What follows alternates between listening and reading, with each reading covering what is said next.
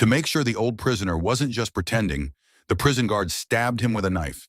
When the man showed absolutely no reaction, the guards became convinced that the lifer was truly dead. They wrapped the body in cloth and prepared to throw it into the sea. What they didn't realize was that another prisoner had been watching everything through a tiny hole in the wall. As soon as the guards left, the man quietly slipped into the old prisoner's cell. For years, that old man had been his only friend. Now he was gone. And the truth was, he would probably die there too. He had been sentenced to life in prison for a crime he never committed. At that moment, a desperate idea took hold. He would switch places with the body. It was the only way out. He wrapped himself in the same cloth that had covered the old prisoner and lay completely still. Not long after, the guards returned. Without the slightest suspicion, they carried him out of the cell. At the same time, they passed the warden, who was on his way to inspect the prisoners. As the guards took the body away, the warden began to sense that something wasn't right. He called out the man's name, but there was no response. The warden hurried down to the underground cell and quickly realized the prisoner had switched places with the dead old man. He immediately warned the guards, but it was already too late. The body bag had already been thrown into the sea. And as he floated in the vast ocean, he made a vow. He would return. He would find every person who had destroyed his life, and he would make them pay. This is the Count of Monte Cristo. The story takes us back to 1815. Napoleon had been overthrown and exiled to the island of Elba. Anyone suspected of supporting him was hunted down and executed. One night in the Mediterranean Sea, a French ship crossed paths with a foreign vessel that had gone up in flames. A young sailor named Edmond Dantes spotted a girl struggling in the water, moments away from drowning. Without hesitation, he dove into the sea and saved her. He brought her safely aboard, but his captain, Danglars, was furious. Edmond had acted without permission. As punishment, he was locked inside a cabin while the girl was brought before the captain. Danglars discovered that she was carrying a letter. It turned out to be an official message from Napoleon himself. The girl was a Bonapartist sympathizer. The next morning, she demanded the letter back, but Danglars refused. He insisted she pay for it in silver. She had nothing to give. With no other choice, she surrendered the letter to him. A few days later, the ship docked in Marseille. Before leaving, the young woman thanked Edmond for saving her life. They finally introduced themselves. Her name was Angèle.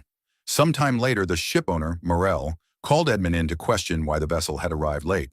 Danglars quickly blamed everything on Edmond, claiming the delay happened because Edmond had jumped into the sea without permission to rescue the woman from the wrecked ship. But Morel saw it differently. He praised Edmond's courage and, instead of punishing him, promoted him to captain of the ship. It was a life-changing moment for Edmond. For Danglars, however, it was humiliating. Furious and resentful, he walked away. Overjoyed, Edmond rushed to share the news with the woman he loved, Mercedes. She came from a noble family, while Edmond was only the son of a servant. Because of that difference in status, they had kept their relationship secret. Her family would never approve of her marrying someone beneath their rank. But now that Edmond had become a captain, they finally felt hopeful. They decided it was time to reveal their love and plan their wedding. Edmond then went home to tell his father, Louis, who worked for the noble Morcerf family. Louis was overwhelmed with pride. He reminded Edmond to thank the Morcerfs for supporting his education in maritime studies. The next day, Edmond visited the Morcerf estate. In celebration of his promotion, the family hosted a small gathering in their backyard. One of the Morcerf sons, Fernand, congratulated Edmond warmly. The two had grown up together and were like brothers. Not long after, Mercedes arrived as well. It was then revealed that she was Fernand's cousin. After the celebration, Edmond and Mercedes invited Fernand to sail with them. Out on the water, they openly confessed their relationship. The moment Fernand heard the truth, his expression changed. He had secretly loved Mercedes himself. He asked whether her mother knew about their relationship, and Mercedes explained that her mother had never denied her wishes. Before long, Edmond and Mercedes were standing in a church, ready to be married. While the ceremony was about to begin, Fernand could not hide the sadness and jealousy on his face. But the wedding never happened. Just before the vows, Edmond was suddenly arrested and taken to court. On the way, he passed rows of citizens being executed. They were accused of conspiring with Napoleon. At the courthouse, Edmond was brought before a prosecutor named Fulford. He was accused of collaborating with Napoleon after a letter from Napoleon was allegedly found inside Edmond's journal. Edmond was stunned. He had no idea what letter they were talking about and insisted he had nothing to do with Napoleon. Fulford asked him to think carefully. Had he made any enemies? Becoming a young captain and marrying a beautiful woman could easily spark jealousy. Edmond claimed he had none. If anyone held a grudge, it might be the former captain who had just lost his position. He also mentioned that during his last voyage, he had rescued a woman named Angèle from a shipwreck. The moment Filford heard Angèle's name, something shifted in his expression. It was subtle but clear enough to suggest he was hiding something. Soon after, Filford summoned two witnesses to testify. They were Danglars, the dismissed captain, and his associate Gilderos. Around the same time, Fernand, now a military captain, arrived and spoke privately with Filford. Based on the witnesses' statements, Filford concluded that Edmond was a supporter of Napoleon. Then he did something unexpected. He asked Fernand to help decide Edmond's fate, whether to release him or imprison him. Fernand stood there torn between loyalty and jealousy. In the end, envy won. He gave false testimony, claiming Edmond was indeed conspiring with Napoleon. And with that lie, Edmond Dantès was taken into custody. After sentencing Edmond, Filford went to see his mistress, Victoria, who was heavily pregnant at the time. Not long after, Angèle arrived as well. It was revealed that Angèle was actually Filford's younger sister. She was furious when she learned that Edmond, an innocent man, had been condemned to death. Filford tried to justify himself. He claimed everything he had done was to protect Angèle and preserve the family's reputation. But Angèle felt responsible. Edmond had once saved her life, and now he was paying the price. Determined to fix it, she planned to turn herself in so Edmond could be spared. The moment Filford realized what she intended to do, he lost control. Enraged, he grabbed her by the throat, desperate to silence her. Meanwhile, Edmond's fate was sealed. His sentence was changed to life imprisonment on a remote island prison buried beneath the earth. Each prisoner was locked away in an isolated cell, little more than a hole in stone. Every day, a guard would pass by to check if they were still alive, then leave behind a small portion of food. Years passed. 4 years later, Edmond was barely recognizable. Thin, exhausted, and broken in spirit, he was slowly fading away. Then one day he heard something strange behind the wall of his cell. A stone shifted. At first he thought he was imagining it, but curiosity took over. Using nothing but a spoon, he began chipping away at the loose stone. Behind it, he discovered someone digging from the other side. Before he could even speak, the sound of approaching guards forced the mysterious figure to retreat. Once the guards were gone, Edmond continued digging. He uncovered a narrow tunnel and decided to follow it. To his surprise, it led to another cell. For the first time in years, Edmond was not alone. The man he met was named Abbé. He explained that he had been digging for 6 years, determined to escape. If only he had help, he believed he could have broken free much sooner. Hearing this, Edmond found a spark of hope. He agreed to help Abbé dig. From that moment on, they worked together tirelessly, carving their way through stone in search of freedom. But Abbé gave Edmond more than just an escape plan. He was brilliant, well-educated, and deeply knowledgeable. Over time, he taught Edmond foreign languages, philosophy, science, history, mathematics, and much more. Seasons changed, years passed. Edmond kept digging, driven by one goal, to see Mercedes again. One day, Abbé shared a story from centuries earlier. During the Crusades, the Knights Templar had won a great victory and acquired an enormous treasure. But that treasure sparked new conflicts. King Philip ordered it seized, yet no one ever discovered where it was hidden. The Templars were too consumed by war and revenge to use it. Abbé revealed something extraordinary. He was the last person who knew the location of that treasure. It was still hidden, waiting to be found. He invited Edmond to claim it with him, promising they would split it equally. 10 years slipped by as they continued digging their tunnel to freedom. Then one day, as they worked deep underground, disaster struck.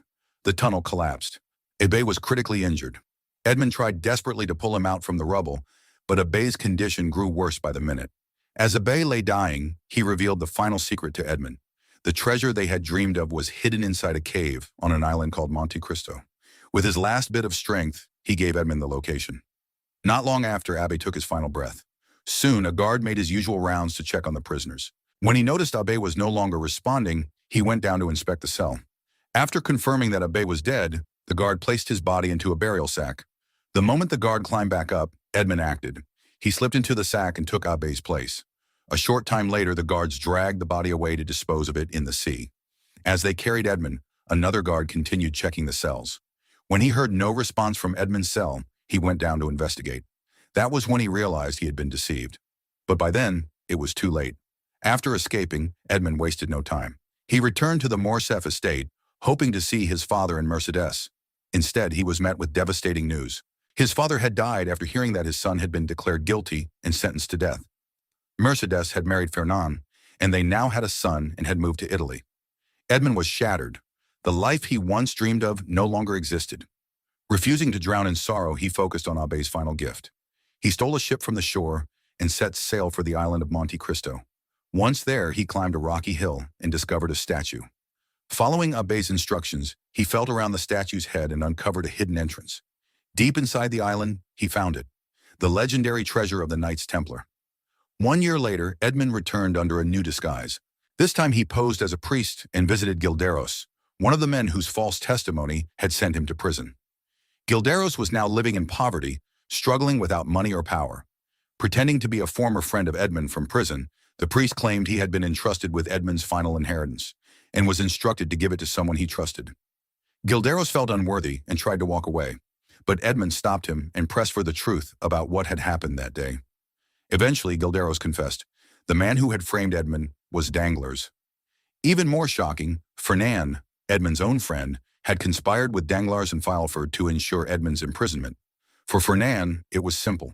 With Edmund gone, he could marry Mercedes. After Edmund's sentence became public, the only person who tried to defend him was Morel, the ship owner. But once Edmund was declared dead, Morel had no choice but to reinstate Danglars as captain. Not long after, Danglars made Morel's ships disappear, forcing Morel into bankruptcy. Desperate, he sold his company at a low price, and Danglars bought it all. Strangely, months later, the missing ships reappeared. But Danglars could not be prosecuted because he was protected by prosecutor Filford. Now wealthy and powerful, Danglars even married Victoria, Fileford's former mistress. As for Gilderos, he kept his head down. He was too afraid to speak out. He knew that if he did, his fate might end up like Angel's. Edmund was stunned when he heard what had happened to Angel. Gilderos revealed that she had been kidnapped by Filford's men and sold into prostitution. The news hit Edmund hard. Without hesitation, he left to find her. A few days later, he finally tracked her down. But the woman he found was not the same Angel he once knew. She looked older, weak, and gravely ill, barely able to rise from her bed. Edmund wanted to take her away immediately, but she refused. Instead, she asked him to save a young boy, the illegitimate son of Fileford and Victoria. Angel explained that years ago, she had planned to kill Fileford in Paris. But on the night she tried to carry out her plan, she heard Victoria screaming in pain while giving birth. Fileford, desperate to keep the child a secret, took the newborn to the backyard and buried him alive inside a chest. After Fileford left, Angel dug up the chest and rescued the baby. She brought him to an orphanage to protect him. Eventually, she was captured again by the brothel owner and dragged back into captivity. Hearing the full truth about Fileford's cruelty pushed Edmund past the point of mercy. Whatever patience he had left disappeared. He decided it was time to begin his revenge against everyone who had destroyed his life. He went to the orphanage Angel had mentioned and found the boy, now grown into a young man named Andrea. Andrea was the hidden son of Fileford and Victoria. After learning the truth about his birth and what had been done to him, Andrea was consumed with anger. He did not hesitate. He joined Edmund. To carry out his plan, Edmund purchased a grand mansion, one worthy of nobility, and reinvented himself as the Count of Monte Cristo. He also brought another ally into his circle, a young woman named Heidi. Years earlier, Fernand had killed Heidi's father. Now Edmund offered her a chance at justice. Edmund trained both Andrea and Heidi to move and speak like aristocrats. If they were going to destroy the elite, they first had to become part of their world. 5 years later, Fernand retired from his military career. A lavish farewell ceremony was held, attended by Mercedes and their son Albert. Nobles from all over were invited, including the mysterious Count of Monte Cristo. No one recognized Edmund beneath his carefully crafted disguise. On the way home from the event, a stranger suddenly snatched Fernand's medal. Albert chased after the thief but quickly found himself surrounded and beaten. Just in time, Monte Cristo appeared and fought off the attackers, rescuing Albert. Then unexpectedly, Andrea stepped in and knocked Albert unconscious. It was all part of the plan. Edmund had hired men to stage the attack so he could play the hero and gain the family's trust. Everything was carefully calculated.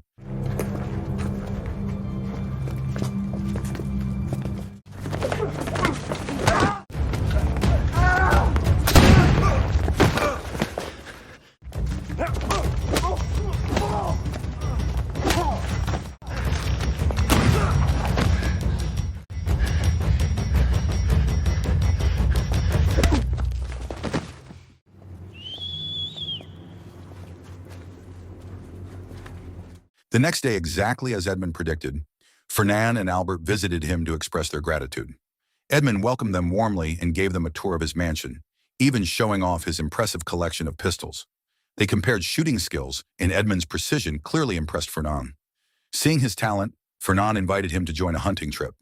Not long after, Fernand excused himself to return home, leaving Albert behind, still fascinated by Edmund's weapons and charm. While giving Albert a tour of his estate, Edmund noticed the young man's attention drift toward a beautiful girl singing softly while playing an instrument. Albert assumed she was Edmund's wife. Instead, Edmund calmly explained that she was his goddaughter Heidi. Albert was immediately drawn to her and asked to be introduced. At first, Edmund refused. He said Heidi was not someone easily approached, especially because of the trauma in her past. But Albert insisted, and eventually Edmund agreed to introduce them. What Albert did not realize was that this was all carefully planned. Edmund and Heidi intended for Albert to fall in love with her. The deeper his feelings, the easier it would be to destroy him. The next day, Edmund accepted an invitation to join a noble hunting party. He brought Andrea along, now living under the identity of Prince Cavalcanti. For the first time, Andrea stood face to face with his biological father without revealing who he truly was. The resentment in his eyes was impossible to hide. The hunt began. They rode through the forest and soon took down a deer. When it was time to finish the animal, Danglars urged Edmund to strike it with a knife. Edmund refused, claiming he no longer took lives unless absolutely necessary. Instead, he handed the knife to Andrea. Andrea stepped forward and drove the blade in, locking eyes with his father in the process. It was more than just a hunting ritual. It was a message. Later, they returned to Fernand's estate. Without hesitation, Albert introduced the Count of Monte Cristo to his mother. The moment Mercedes heard his voice, she froze. Something about him felt painfully familiar. Overcome with mixed emotions, she quietly stepped away to compose herself. Albert noticed her unease and followed her, asking what was wrong. Mercedes questioned him in return, wanting to know how much he truly understood about this mysterious man. Albert reassured her that Monte Cristo was a good person, someone who had saved his life. In the end, Mercedes said nothing more. That brief encounter shook Edmund more than he expected. Seeing Mercedes again stirred memories he had tried to bury. That night, he could not sleep. The past haunted him. Heidi, however, observed Mercedes closely and believed that she had not suffered as deeply as Edmund once imagined. She claimed it was visible in her eyes. According to Heidi, Mercedes would soon understand true pain when she lost her husband. Meanwhile, as Heidi spent more time with Albert, something began to change inside her. She realized that Albert genuinely loved her. Slowly, her heart softened. The mission that once fueled her began to fade, replaced by feelings she had not planned for. Edmund noticed the shift. He confronted Heidi and reminded her of what Fernand had done to her father. But Heidi calmly assured him that she had not forgotten. She knew exactly what she was doing. And for the first time, Edmund began to sense that his carefully crafted plan might not go exactly as he intended. A few days later, Edmund invited several nobles to a formal dinner at the grand house he had recently purchased. What none of them knew was that this very house was the place where Fileford had once buried his newborn son alive. During dinner, Edmund casually shared an old rumor about the property. According to the story, a noble couple had buried their own baby in the backyard many years ago. As he told the tale, Fileford and Victoria visibly tensed. Danglars, who had no idea what any of it meant, listened with curiosity. Edmund then mentioned that he had discovered a buried chest behind the house. Since all his guests were present, he suggested they dig it up together. As the earth was removed and the chest uncovered, Fileford and Victoria could barely hide their fear. They were convinced it would contain the remains of the child they had tried to erase. But when the chest was finally opened, it was empty. That moment shook Victoria deeply. She began to question who Monte Cristo truly was. How could he possibly know about something so carefully hidden? It felt as if he had been there that night. The thought of their missing son, whose body was not inside the chest, pushed her into panic. Fileford, now suspicious, decided to investigate Monte Cristo's background. His search led him to a man named Mr. Halifax, who was rumored to be Monte Cristo's greatest enemy.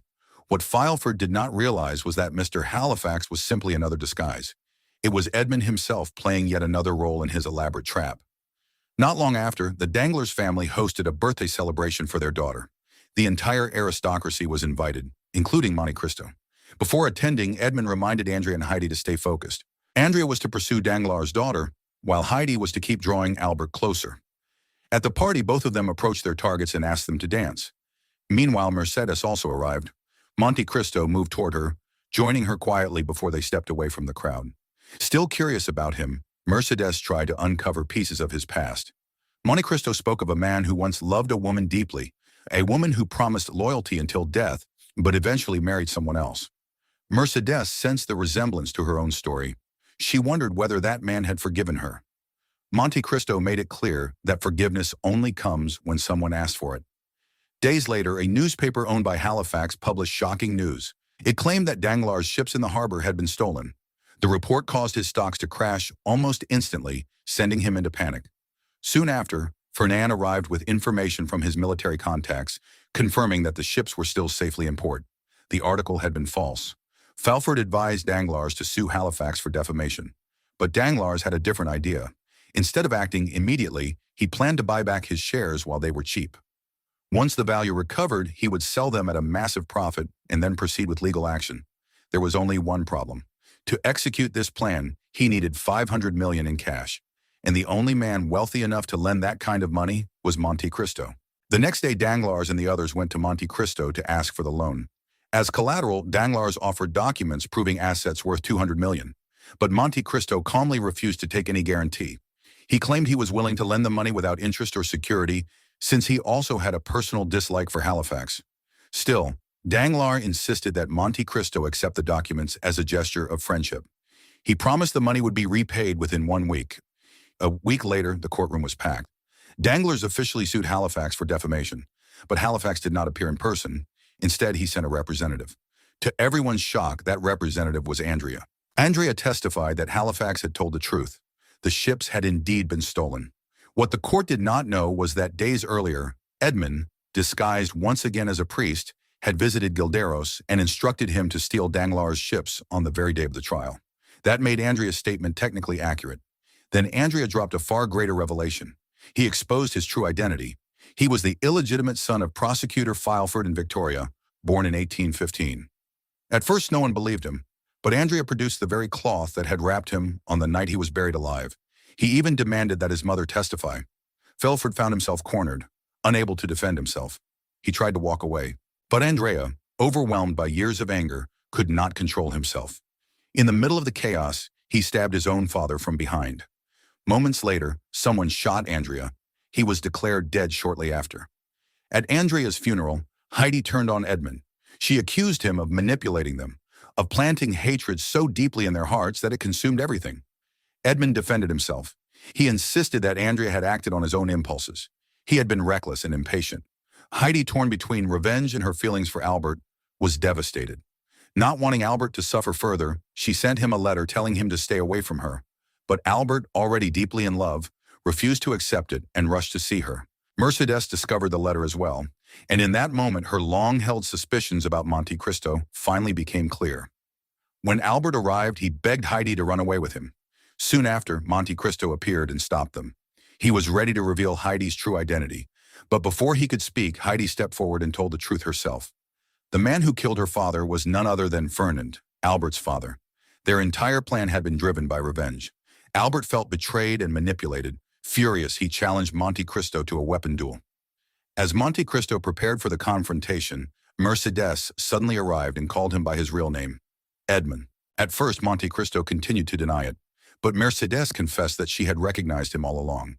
The man standing before her was Edmond Dantes, the love she once lost. Edmond finally revealed the pain he had carried for years. He showed her the written testimony proving that Fernand had helped condemn him to prison, where he was declared dead. Reading the evidence, Mercedes was crushed. The truth about her husband shattered everything she believed. Mercedes, now fully aware of the truth, finally understood the pain Edmond had carried all these years. She told him he had every right to take revenge on those who had wronged him, but she begged him for one thing, to spare her son, Albert. The next day, the duel began. Albert stood there terrified, his hands trembling, yet he still faced Edmond with what courage he could gather. Time passed in tense silence. Then a carriage arrived, signaling that it was over. When Edmond stepped out of the carriage, Heidi could barely hold back her tears. She feared the worst.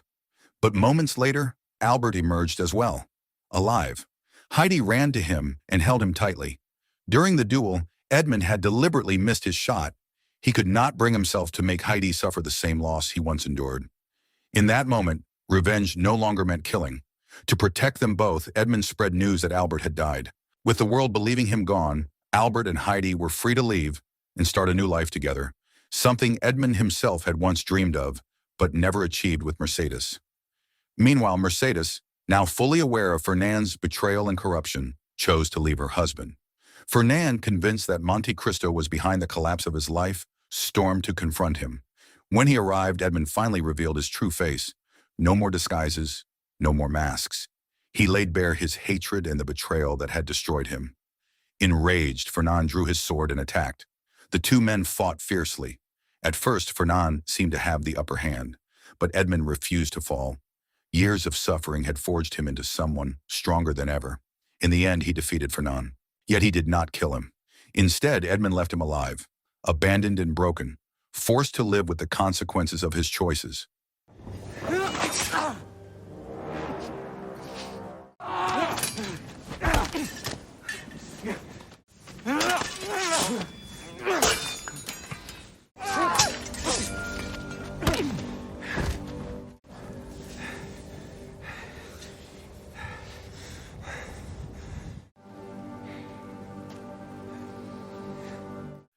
Stripped of his family, his honor, and his power, Fernand's punishment was complete.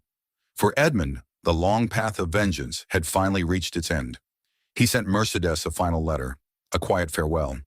In it, he reassured her that Albert and Heidi were safe and happy, and that she no longer had anything to fear for her son. And then, with nothing left to claim, Edmond returned to the sea. He set sail once more, disappearing into the horizon, leaving no trace behind. So the moral of the story is, if you are going to get revenge, maybe do not start by getting arrested on your wedding day.